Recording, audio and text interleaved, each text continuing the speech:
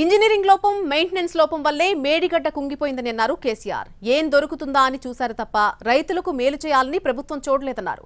ఇప్పటికైనా చేతకాకుంటే 50,000 మంది రైతులను తీసుకుపోతాం, తొక్కుకుంటూ పోయి మేడిగడ్డ నుంచి నీటిని తెస్తామన్నారు కేసీఆర్. ఎవడో చిన్న ఇంజనీర్ లోపమో ఒక మెయింటెనెన్స్ లోపమో దానికి ఎంతో ప్రళయం బద్దలైనట్టుగా ఒకటే పని కట్టుకొని ఆడికి యాత్రలు పెట్టి మాత్రలు పెట్టి పెద్ద కథ చేసి ఇంకా ఇప్పటికి కూడా ఆ పిచ్చికాలంలో ఉన్నాయి వాళ్ళు.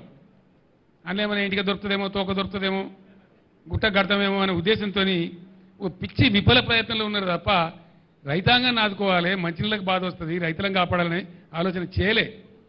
వృధాగా పారే నీళ్లను ఒక చిల్లర కుట్ర మనసులో పెట్టుకొని వదిలిపెట్టింది కాబట్టి పోయింది. ఇప్పుడు కూడా పొద్దున నేను మగ్దుంపూర్లో మాట్లాడినా, ఈ దద్దనలకు చేత కాకపోతే 50,000 మంది రైతులు నెంబడేసుకొని వీళ్ళని పండబెట్టి తొక్కుకుంటూ పోయి మేడిగడ్డ కాడ కుర్చేసుకొని కూర్చొని నేను నింపుతా మళ్ళీ ఇవన్నీ రంది పడకుండా అని చెప్పిన నేను.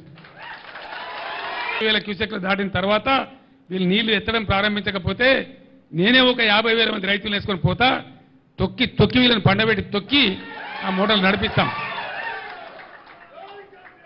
మేము ఊరికే గైడే చేతులు ముడుచుకొని లేం, ఉండం కూడా. మిషన్ భగీరథ ద్వారా ప్రజలకు మంచినీరు అందించాలని కేసీఆర్ డిమాండ్ చేశారు. గోదావరి నీటిని ప్రజలకు అందించకుంటే రాష్ట్రం రణరంగంగా మారుతుందన్నారు కేసీఆర్. వెంటనే దానిలో ఏమైనా చిన్న పెద్ద ఉంటే సవరించి మిషన్ భగీరథ ఫుల్ ఫ్లెడ్జ్డ్ నడపాలి, ప్రతి ఇంటికి నీళ్ళు ఇవ్వాలి, హైదరాబాద్లో ట్యాంకర్లకు గవర్నమెంటే ఫ్రీగా సప్లై చేయాలి, లేకపోతే అది కూడా రెఫరెండం కిందకే వస్తుంది. బీ కేర్ఫుల్, జాగ్రత్త. ఫైనల్లీ మీరు ఇప్పటికైనా యాక్షన్ ప్లాన్ సిద్ధం చేసుకొని గోదావరి స్టార్ట్ కాగానే ఎట్లా ఎత్తిపోయానో దానికోసం రెడీ కాండి, లేకపోతే మేము రెడీ అవుతాం, ఎట్లా చేయాలో మేము చేస్తాం, మేము చూపిస్తాం ఆ తమాషా మీకు. రణరంగమైన మంచిదే రాష్ట్రం. బీజేపీకి రాష్ట్రంలో ఉనికే లేదన్నారు మాజీ సీఎం కేసీఆర్. 60కి పైగా స్థానాల్లో ఆ పార్టీకి డిపాజిట్ దక్కలేదని అన్నారు. బీజేపీకి ఒక ముడ్డిమోకం ఉన్నదండి ఈ రాష్ట్రంలో. బీజేపీ పార్టీ, దానికి ఒక కథ ఏందా బీజేపీ నాకు అర్థం కాదు.